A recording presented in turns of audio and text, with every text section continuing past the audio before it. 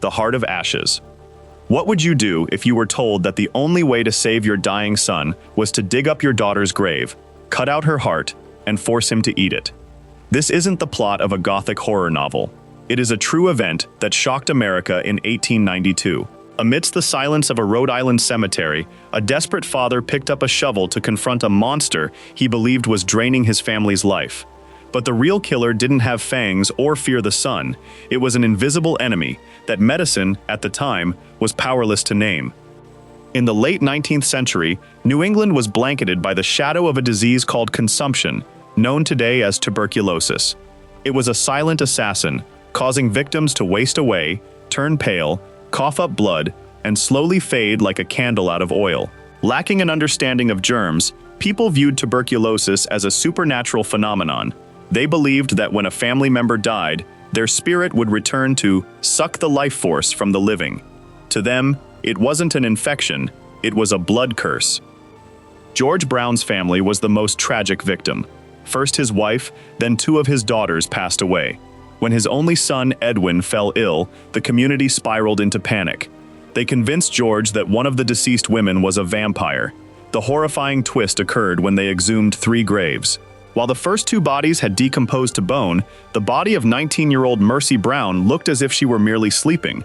Her hair and nails had grown, and most terrifyingly, her heart was still filled with fresh blood. For the villagers, this was ironclad proof.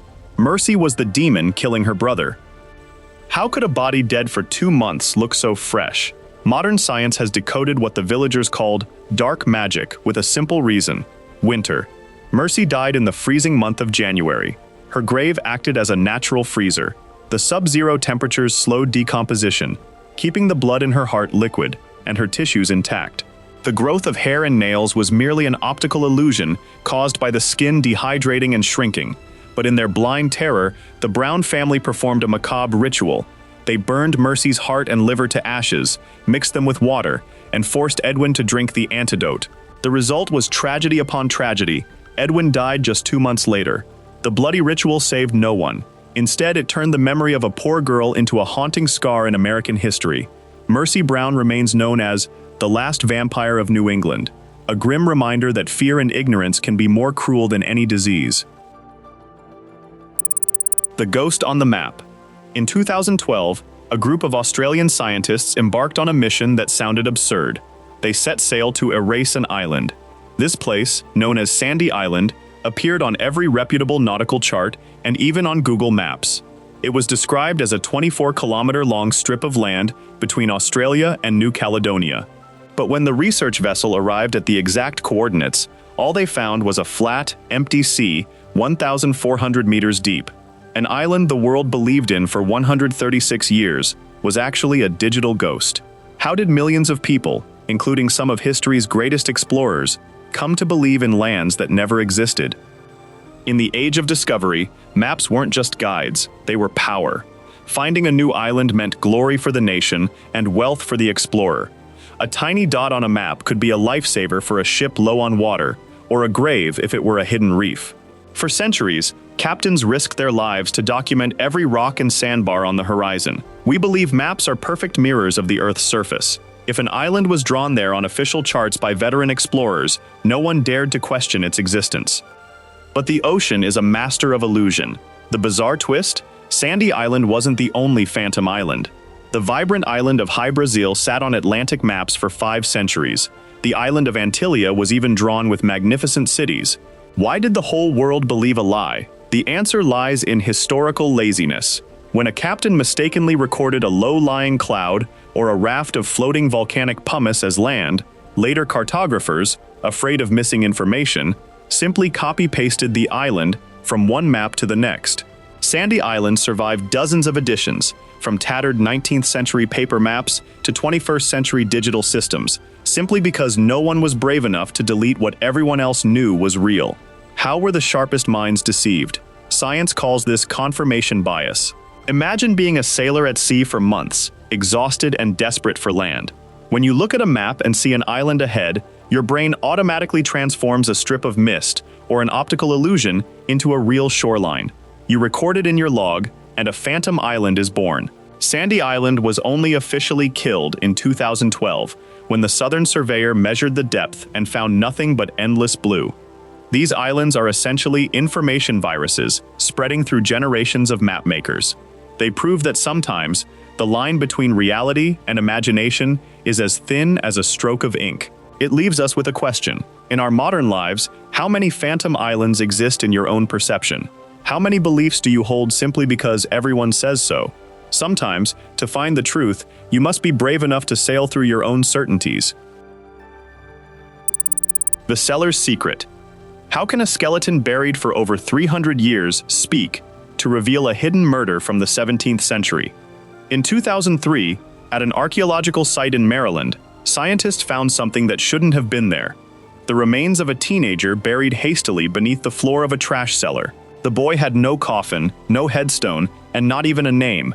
But for the forensic experts at the Smithsonian Institution, these dry bones were far from silent. They were a biological diary, recording every scar, every pain, and the tragic final hours of a forgotten soul. 17th century Maryland was a brutal land of pioneers. To run massive tobacco plantations, they used a system called indentured servitude. These were poor young people from Europe who traded years of their freedom for a ticket to America. They weren't permanent slaves, but their lives were often a living hell, working from dawn to dusk, eating scraps, and living under the absolute control of their masters. In the flow of history, these servants were mere shadows, names never meant for the history books. The twist lay in the burial itself. Normally, even the poorest were buried in cemeteries. Being placed under a cellar floor, covered in trash and animal bones, suggested a disposal. When Smithsonian scientists began to read the skeleton, they found shocking details. The boy was only 15 or 16, but his body bore the wear and tear of a 40-year-old laborer. His spine was curved from carrying heavy water barrels, and his hands showed severe arthritis. But what silenced the experts was a large fracture in his wrist and trauma to his skull.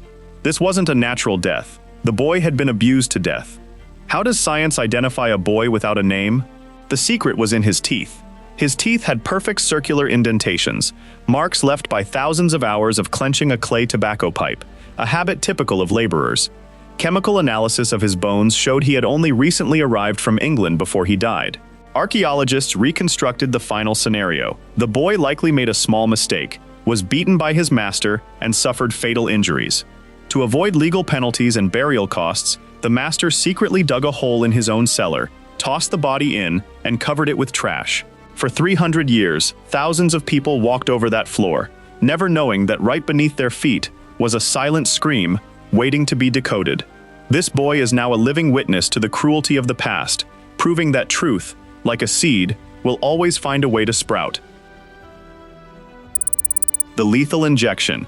Would you dare to inject the seeds of a deadly disease into your own veins just to prove every medical professor in the world was wrong? On August 27, 1885, a young medical student named Daniel Carrión did exactly that. He took a lancet, collected fluid from the oozing sores of a patient, and inoculated it into his own skin as his friends watched in horror. Carrión wasn't suicidal. He was making a lethal gamble with death to solve a mystery that was wiping out thousands in Peru. He turned his body into a living laboratory, where the price of truth was his final breath. In the late 19th century, Peru was besieged by two strange medical monsters. First was Oroya fever, a devastating illness that caused severe anemia, high fevers, and death within weeks. Second was verruga peruana, a condition where the skin erupted in unsightly, warty bumps but was rarely fatal. The scientific elite were certain these were two completely different diseases. To them, the world of bacteria was a maze with no exit, and these two monsters had nothing in common except for appearing in Peru. But Daniel Carrión had a different intuition. Through his observations, he suspected these two killers were actually one person wearing two different masks. To prove it, he needed ironclad evidence. But because of ethical rules and the skepticism of his superiors, he couldn't test it on anyone else. The fatal twist came when Carrión realized if the world needed a piece of evidence, he would have to be it. By injecting himself with blood from a mild wart, he wanted to see if his body would develop the deadly fever. He signed his own voluntary death warrant to find the key to knowledge. What followed was one of the most meticulously documented diaries of death in medical history. After a 21-day incubation, the monster inside Carrión woke up. He was tortured by bone-crushing pain and a fever that scorched his brain. Daniel never panicked. Even as he lay pale and dying, he insisted his friends record every heartbeat and every breath. He proved the staggering truth. The pathogen from the skin warts had indeed transformed into the lethal fever inside his body. The two diseases were actually two stages of a single bacterium. Carrión died on October 5, 1885, at the age of 28.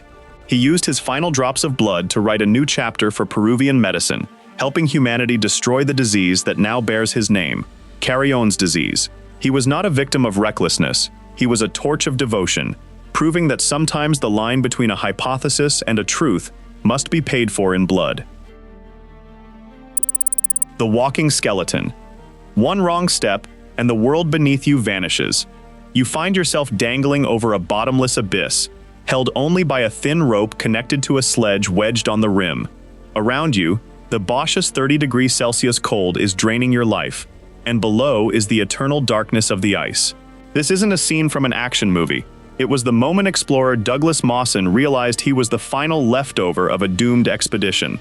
With no food, left entirely alone on the ice, and feet that were literally rotting away, Mawson had to perform a 160-mile march that modern medicine still calls a biological miracle. In 1911, while the world watched the race to the South Pole between Scott and Amundsen, Douglas Mawson, an Australian scientist, chose a different path.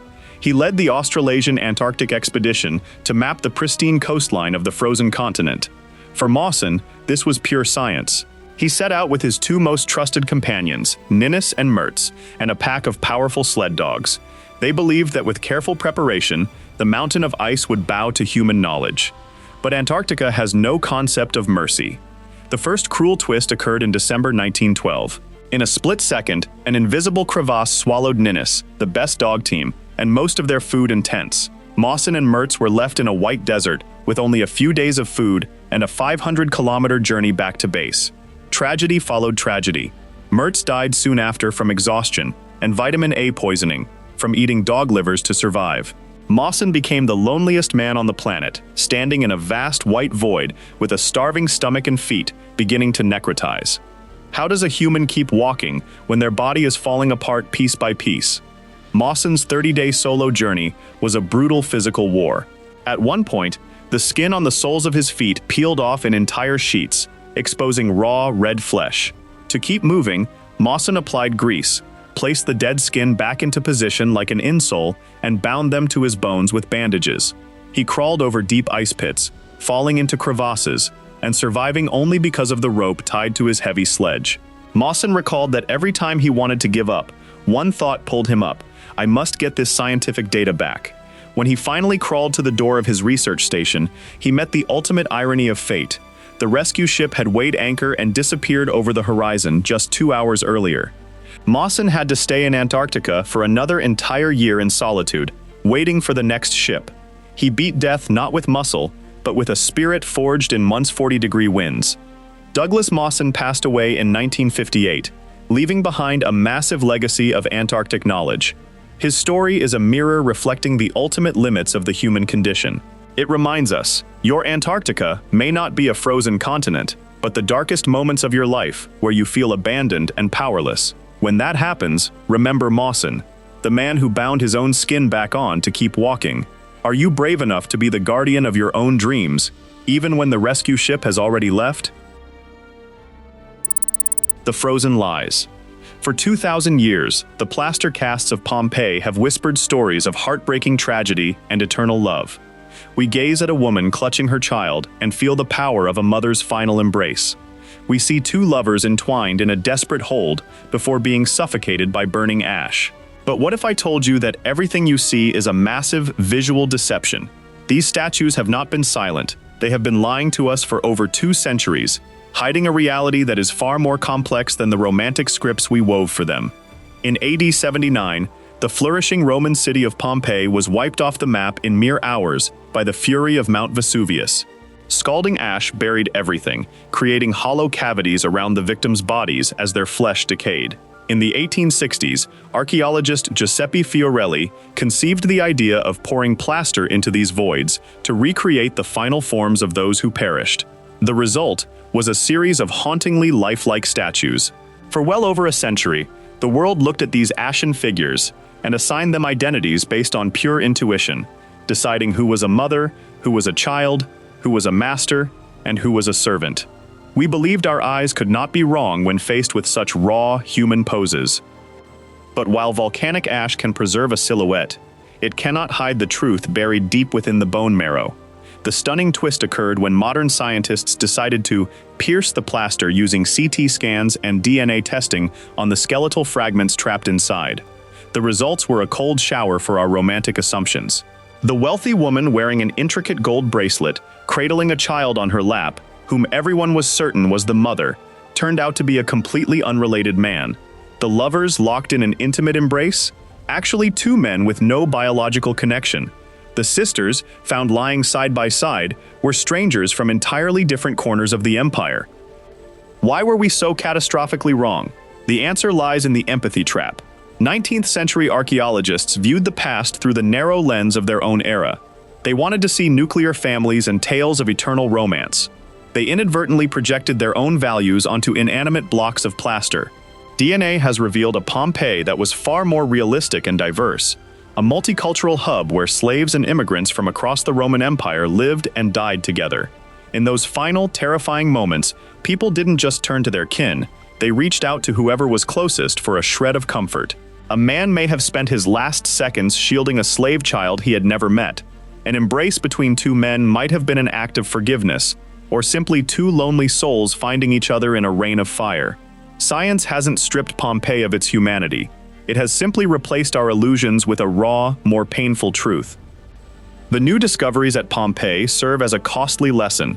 Never judge a reality by its outer shell. Science isn't just decoding the past, it is exonerating the souls we have misunderstood for centuries. It leaves us with a haunting reflection. How many stories in your own life are being written by false assumptions? Are we viewing the world through a plaster layer of prejudice, assigning roles to others that they never chose? The truth is often as cold and dry as a fragment of bone, but it is the only thing that can liberate us from sweet illusions. Are you ready for the scan of reality to sweep through your own mind and erase the silent lies you've always believed? The world is still full of hidden truths and stories that defy belief. If you're ready to uncover more of the most incredible and disturbing mysteries of our history, subscribe to Oddplain. Don't let the next story pass you by. Join us, and let's explore the unknown together. Thank you for watching, and stay curious. Goodbye.